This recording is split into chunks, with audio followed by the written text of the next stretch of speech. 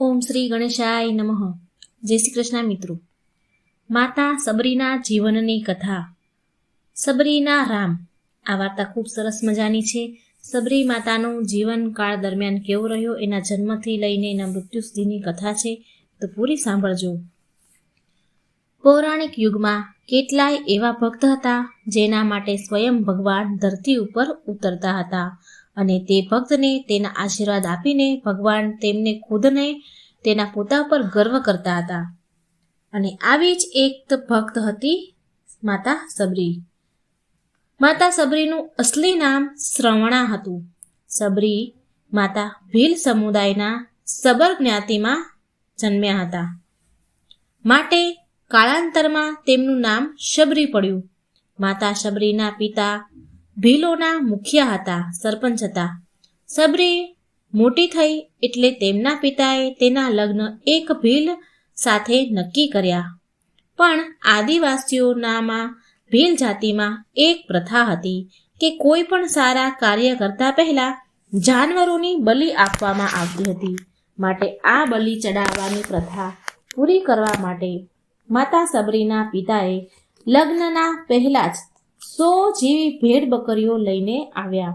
એટલે સબરી માતાએ તેના પિતાને પૂછ્યું કે પિતાજી, આટલી બધી ભેડ બકરીઓ તમે કેમ લાવ્યા છો?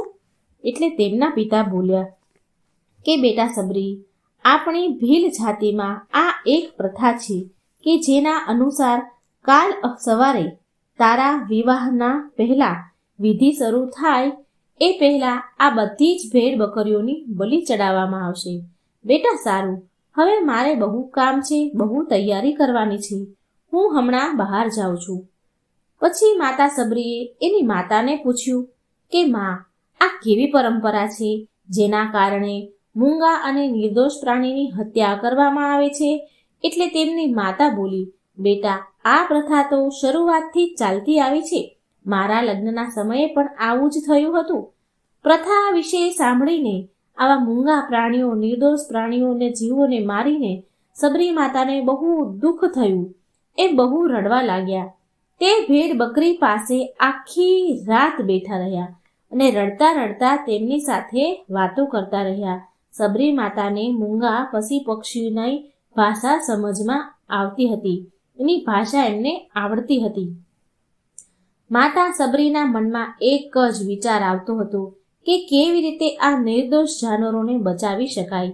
ત્યારે એકાએક સબરી માતાના મનમાં વિચાર આવ્યો કે નહીં, હું મારા કારણે આ નિર્દોષ પશુઓને બલિ નહીં ચડાવવા દઉં. મારે સૂર્ય ઉદય થાય, સવાર પડે એ પહેલાં જ અહીંથી ચાલ્યું જવું પડશે. માતા સબરી આખી રાત બિચારા મૂંગા પ્રાણીઓ પાસે બેસીને રડતા રહ્યા અને વાતો કરી અને ભાગવાનો વિચાર કર્યો. માતા સબરી મનમાં વિચારે છે કે હું એક વાત તો સારી રીતે જાણું છું કે જો હું આ ઘર છોડી દઈશ ને, તો એકવાર છોડીને ચાલી જઈશ તો ફરી મને આ ઘરમાં પાછું આવવાનો અવસર નહીં મળે. પણ છતાંય આ મૂંગા પ્રાણીનો જીવ તો બચાવવો જ છે. આમ વિચાર કરી માતા સબરીએ ભાગવાનો નિર્ણય કર્યો અને સબરી માતાએ તેના માતા પિતા ઊંડી ઊંઘમાં, ઘાટી ઊંઘમાં સૂતા હતા. ત્યારે સબરીએ તેમના માતા પિતાને છેલ્લી વાર પ્રણામ કર્યા અને ઘરેથી ચાલી નીકળ્યા. ત્યાર પછી માતા સબરી એક ઘનઘોર જંગલમાં પહોંચ્યા. સબરી જંગલમાં ભટકતા ભટકી રહ્યા હતા. ત્યારે તેને શિક્ષા પ્રાપ્ત કરવાનો ઉદ્દેશથી કેટલાય ગુરુના આશ્રમમાં ગયા. પણ સબરી તુચ્છ જાતિના હતા, માટે તેને બધાએ ધુત્કારી દીધા. ધુત્કારીને કાઢી મૂકે અને કહે, જે પણ ઋષિમુનિઓ પાસે જાય એ બધા જ ધુત્કારે. તુચ્છ જાતિની કહે કે તારી એટલી હિંમત કે તું અમારી પાસે શિક્ષા મેળવવાનો વિચાર કરીને આવી છો? તું એક તુચ્છ જાતિની કન્યા છો, ભીલ કન્યા છો, માટે અમે તને શિક્ષા આપીને સ્વયંને પાપના ભાગીદાર નહીં બનાવીએ. તું અત્યારે જ અમારું આશ્રમ છોડીને ચાલી જા, નીકળ અહીંથી. તારા માટે અમારા આશ્રમમાં કોઈ જગ્યા નથી. તે ઋષિઓની વાત સાંભળીને, આવા કટુ વચન સાંભળીને સબરી તેને શાંત ભાવથી પ્રણામ કરે અને ત્યાંથી ચાલી જાય. આમ આખા જંગલમાં ભટક્યા કર્યા. સબરી માતા ભટકતા ભટકતા મતંગ ઋષિના આશ્રમમાં પહોંચે છે અને કહે છે, પ્રણામ મુનિવર. મતંગ મુનિ બોલ્યા, કોણ છો બેટા તું? એટલે માતા સબરી કહે છે કે મારું નામ સબરી છે. પછી સબરી માતાએ એમનો પરિચય આપ્યો અને શિક્ષા પ્રાપ્ત કરવાની ઈચ્છા વ્યક્ત કરી. મતંગ ઋષિએ સહર્ષ સબરી માતાને તેના ગુરુકુળમાં સ્થાન આપ્યું. એટલે અન્ય બીજા જે ઋષિઓ હોય એ ઋષિ મુનિઓએ મતંગ ઋષિનો તિરસ્કાર કર્યો. મતંગ ઋષિ એ છતાં પણ તેના વચનથી પાછળ ન ફર્યા. સબરી માતાને એના આશ્રમમાં રાખવાનો નિર્ણયથી તે હટ્યા નહીં.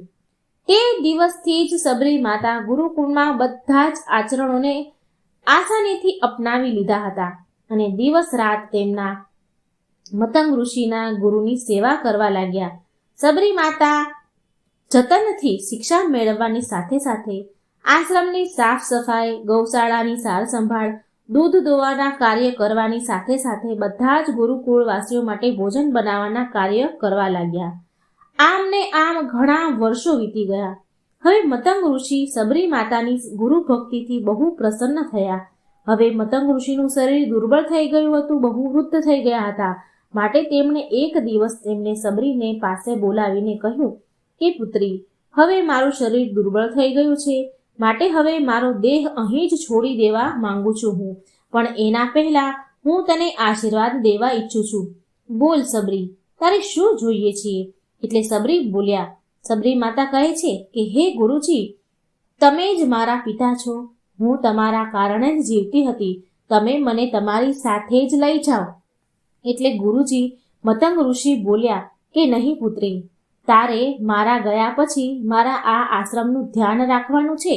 તારા જેવી ગુરુ પરાયણ શિષ્યને તેના કર્મનું ઉચિત ફળ જરૂર મળશે. એક દિવસ ભગવાન રામ તને અહીં મળવા આવશે અને એ દિવસે તારો ઉદ્ધાર થશે અને તને મોક્ષની પ્રાપ્તિ થશે. આટલું કહીને મતંગ ઋષિએ તેમનો દેહ ત્યાગ કરીને સમાધિ લઈ લીધી. બસ એ જ દિવસથી સબરી રોજ સવારે વહેલી ઉઠે, બગીચામાં જઈને ફળો ફૂલો ભેગા કરે અને આશ્રમમાં લઈ આવે અને સુંદર સુંદર ફૂલોથી આશ્રમને શણગારે. સબરીને ભગવાન રામ આવવાનો કોઈ નિશ્ચિત સમય તો ખબર ન હતી, પણ એને તો માત્ર ગુરુજીના વાત પર વિશ્વાસ હતો. ગુરુજીના કથન પર એને વિશ્વાસ હતો. માટે એ રોજ શ્રી રામની વાટમાં દિવસો વિતાવી રહ્યા હતા. સબરી માતા રોજ આ જ કામ કરતા. સવારે વહેલા ઉઠે, બાગમાં જઈ ફૂલ ફળ તોડે, આશ્રમ સજાવે, રોજ આ કામ કરે. એક દિવસ માતા સબરી આશ્રમની નજીક એક તળાવ હતું.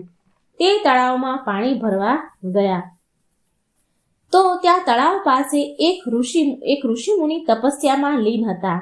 જ્યારે તેણે સબરીને પાણી ભરતા જોઈ, સબરી માતા તળાવમાં પાણી ભરવા જાય છે તો એ ઋષિ મુનિએ સબરીને પાણી ભરતા જોઈ લીધી. તો એ ઋષિ મુનિએ સબરીને અછૂત કહીને તેના ઉપર એક પથ્થર ફેંક્યો અને પથ્થર વાગવાથી સબરી માતાનું કપાળ ફૂટ્યું. કપાળમાં એ તીક્ષ્ણ પથ્થર વાગ્યો એટલે લોહી નીકળ્યું અને એ લોહીના એક ટીપું તળાવમાં પડ્યું. એટલે તે તળાવનું બધું જ પાણી લોહીમાં બદલી ગયું. બધું પાણી લોહી બની ગયું. એટલે તે ઋષિ મુનિ સબરી પર બહુ ગુસ્સે થયા અને બોલ્યા, તારા જેવા અછૂતના લોહીથી આ તળાવનું પાણી અપવિત્ર થઈ ગયું છે. તે બહુ મોટું પાપ કર્યું છે. તું પાપણી છો. મારા ક્રોધથી જો તારે બચવું હોય ને તો તું આ જ ક્ષણે અહીંથી ચાલી જા. ઋષિ મુનિના કટુ વચન સાંભળીને સબરી માતા તો રડતા રડતા તેના આશ્રમમાં ચાલ્યા ગયા. સબરી માતાના ગયા પછી તે ઋષિ મુનિએ ફરીથી તપ કરવા લાગ્યા. તે ઋષિ મુનિએ તે તળાવના લોહીને પાણીમાં બદલવા માટે બહુ જતન કર્યા, બહુ પ્રયાસો કર્યા, હોમ હવન મંત્ર ભણ્યા, પણ લોહીને પાણીમાં બદલી ન શક્યા. તે ઋષિએ ગંગા, યમુના બધા જ પવિત્ર નદીના પાણી તે તળાવમાં નખાવ્યા, પણ તે લોહી પાણીમાં ન બદલ્યું. આમ ને આમ ઘણા વર્ષો વીતી ગયા. કેટલાય વર્ષો પછી જ્યારે ભગવાન રામ સીતા હરણ પછી માતા સીતાની શોધમાં તે મુનિના આશ્રમ સુધી પહોંચ્યા તો ત્યાંના લોકોએ ભગવાન શ્રી રામને બોલાવ્યા અને આગ્રહ કર્યો કે હે પ્રભુ શ્રી રામ, તમારા ચરણના સ્પર્શથી આ તળાવમાં ભરેલા લોહીને ફરીથી પાણીમાં ફેરવી દો. જે ઋષિએ સબરી માતાને પથ્થર માર્યો હતો તે ઋષિ મુનિ શ્રી રામને કહે છે કે તમે તમારા ચરણોના સ્પર્શથી આ તળાવના લોહીને ફરીથી જળમાં પરિવર્તન કરો, જળમાં બદલવાની કૃપા કરો પ્રભુ. એટલે શ્રી રામ ભગવાન બોલ્યા, જો મારા આવું કરવાથી તમારા બધાનું ભલું થાય છે તો હું આવું જ કરીશ. ઋષિવર, તમે જેવું કહો તેમ. શ્રી રામ ભગવાને તેમની વાત માનીને તળાવના લોહીને તેના ચરણોથી સ્પર્શ કર્યું, પણ કંઈ જ થયું નહીં. ઋષિ મુનિએ શ્રી રામને જે કરવાનું કહ્યું, શ્રી રામ ભગવાનને બધા જ મંત્રો ઉચ્ચારણ કરાવ્યા, બધા જ ઉપાય કરાવ્યા શ્રી રામ પાસે, પણ તે તળાવનું લોહી પાણીમાં બદલાયું નહીં. એટલે શ્રી રામ ભગવાન ઋષિ મુનિને કહે છે કે હે ઋષિવર, મને આ તળાવનો ઇતિહાસ જણાવો કે અહીં એવી શું ઘટના બની હતી કે જેના કારણે આ તળાવનું પાણી લોહીમાં બદલાઈ ગયું છે. પછી શ્રી રામની વાત સાંભળીને તે ઋષિએ સબરી અને તે તળાવની પૂરી ઘટના સંભળાવી અને કહે છે કે હે પ્રભુ, હે રામ, હે શ્રી રામ, આ જળ એક તુચ્છ જાતિની શબરીના કારણે અપવિત્ર થયું છે. આ સાંભળીને પ્રભુ શ્રી રામ બોલ્યા કે હે ઋષિવર, આ લોહી એ દેવી શબરીનું નહીં પણ મારા હૃદયનું છે, જેણે તમે તમારા અપશબ્દોથી ઘાયલ કર્યું છે, કટુ વચનથી ઘાયલ કર્યું છે. મને દેવી શબરીને મારે એને મળવું છે, મારા આવવાનો સંદેશ તેને મોકલાવો. ત્યારે સબરીને બોલાવવા માટે મોકલે છે. માતા સબરી તો ખુશ થઈ ગયા. સબરી રામ ભગવાનની પ્રતીક્ષામાં વૃદ્ધ થઈ ગયા હતા અને તે ઝૂંપડીને શણગારી રહ્યા હતા. એ સમયે રામનું નામ સાંભળીને સબરી માતા તો દોડતા આવે છે કે મારા રામ આવ્યા છે, સબરીના રામ આવી ગયા, મારા પ્રભુ રામ આવી ગયા, મતંગ ઋષિનું કથન સત્ય થયું, મારા રામ આવી ગયા, શબરીનો ઉદ્ધાર કરવા મારા રામ આવી ગયા. આમ દોડતા જાય છે અને આંખોમાંથી તો આંસુની ધારા વહે છે કે જેને જોવા માટે આ આંખો તરસી ગઈ હતી તે પ્રભુ શ્રી રામ આવી ગયા. આમ બોલતા રડતા દોડતા જઈ રહ્યા હતા. ત્યારે તળાવ પાસે પહોંચ્યા તો સબરીના પગની ધૂળ તે તળાવમાં પડી અને તળાવનું બધું જ લોહી પાણીમાં બદલાઈ ગયું, જળમાં પરિવર્તન થઈ ગયું. એટલે ભગવાન શ્રી રામ બોલ્યા કે હે ઋષિવર, તમે જુઓ, તમારા કહેવાથી મેં એ બધું જ કર્યું, બધું મંત્ર ઉચ્ચારણ કર્યા, તમે જે પણ કીધું એ બધું જ કર્યું, પણ માત્ર સબરીના પગના ધૂળથી આ તળાવનું લોહી પાણીમાં બદલી ગયું. આમ શ્રી રામની વાતો સાંભળીને તે ઋષિને પણ તેના કટુ વચન બોલ્યાનો બહુ પછતાવો થયો. સબરી જેવા જ ભગવાન શ્રી રામને જુએ છે, એના દર્શન કરે છે, એવા જ એના ચરણ પકડી લે છે અને તેની સાથે ભગવાનને તેના આશ્રમે તેની ઝૂંપડીમાં લઈ જાય છે. અને એ દિવસે પણ સબરી રોજની જેમ તેનું આશ્રમની ઝૂંપડી ફૂલોથી સજાવે છે અને બગીચામાંથી ચાખીને સૌથી મીઠા બોર ભગવાન રામ માટે લાવે છે.